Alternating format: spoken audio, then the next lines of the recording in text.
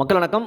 நடந்து முடிந்த பீகார் தேர்தலில் தேசிய ஜனநாயக கூட்டணி பாஜக, நிதிஷ்குமார் ஜேடியு கூட்டணி அமோக வெற்றி பெற்றிருக்கிறது. மீண்டும் நிதிஷ்குமார் அவர்கள் முதலமைச்சராக தேர்வாகி இருக்கிறார். முக்கியமாக இந்திய கூட்டணி படுதொலை அடைந்திருக்கு. எதிர்க்கட்சியாக கூட வர முடியல. என்னைக்கு நம்மளுடைய தமிழ்நாட்டு முதல்வர் ஸ்டாலின் அவர்கள் பீகார் எலெக்ஷனுக்கான தேர்தலுக்கான பிரச்சாரம் சென்றாரோ அன்னைக்கே பீகார் மக்கள் முடிவு செய்து விட்டார்கள் இந்திய கூட்டணிக்கு சரியான பதிலடி கொடுக்க வேண்டும் என்று. ஏனென்றால் ஆர்ஜேடியின் தலைவர் லல்லு பிரசாத் யாதவ் அவருடைய மகன் தேஜஸ்வி யாதவ் முதல்வர் வேட்பாளர். அவர் என்ன சொன்னார்னா, இந்தியாவிலே பெஸ்ட் சிஎம் ஸ்டாலின் தான் அப்படின்னு சொல்லி கூப்பிட்டு வச்சு பிரச்சாரம் செய்தார். அப்போவே மக்கள் சம்பவம் செய்ய தயாராகிவிட்டார்கள். ஏனென்றால் தமிழ்நாட்டில் திமுககாரன் பீகார்காரனெல்லாம் டாய்லெட் கழுவுவேன் பான்பராக் வாயன் அப்படின்னு சொல்லி பேசினாங்க. அதெல்லாம் பீகார் மக்கள் சரியான பதிலடி கொடுத்து விட்டார்கள். கண்டிப்பாக தமிழ்நாட்டு மக்கள் இதை நாளை பீகாரை பார்த்து திருந்தி பின்பற்றினால் நல்லது. அது மட்டுமல்ல, கமலஹாசன் கட்சி ஆரம்பித்தால் இப்போது ஒரு ராஜ்யசபா சீட்டுக்காக திமுகவோடு போய் ஐக்கியமாகிவிட்டார்.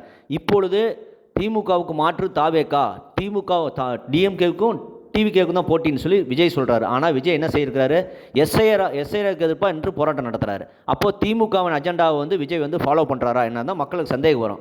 பாஜகவை எதிர்க்கிறோம் அப்படிங்கிற பேரில் கண்மூடித்தனமாக எல்லாத்தையும் எதிர்த்தால் கண்டிப்பாக விஜய்க்கு எப்படி பிரசாந்த் கிஷோருக்கு பீகாரில் பல முதலமைச்சரை உருவாக்கின, ஏன் ஸ்டாலினை 2021 தேர்தலில் முதலமைச்சராக்கினதை இவங்க உகத்தது பிரசாந்த் கிஷோர். ஆனால் 238 தொகுதியில் பீகாரில் போட்டிட்டு டெபாசிட் இழந்து 0 ஒரு சீட்டு கூட வாங்கலை. அதுதான் விஜய் அவர்களுக்கும் நடக்க போகுது.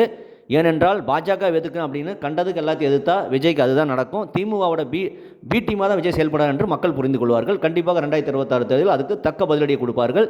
திமுகவின் ஊழல், அராஜகம், சட்டம் ஒழுங்கு சீர்கேடு, பெண்கள் பாதுகாப்பு இல்லை, இது எல்லாமே மக்கள் நல்லா கவனிச்சுட்டு இருக்காங்க.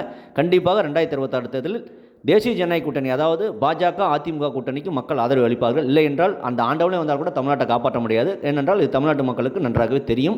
அவர்கள் செய்து காட்டுவார்கள். இல்லை என்றால் தமிழ்நாடு எந்த நிலைமைக்கு போகும் என்று மக்களுக்கே தெரியும். இதை பற்றி உங்களுக்கு கருத்து என்பதை கமெண்ட் செய்யுங்க. சேனலை ப்ளீஸ் சப்ஸ்கிரைப் அண்ட் ஷேர் செய்யுங்க. நன்றி, வணக்கம், ஜெய்ஹிந்த். बहुत बहुत धन्यवाद. भारत माता की, भारत माता की वंदे वंदे वंदे वंदे वंदे.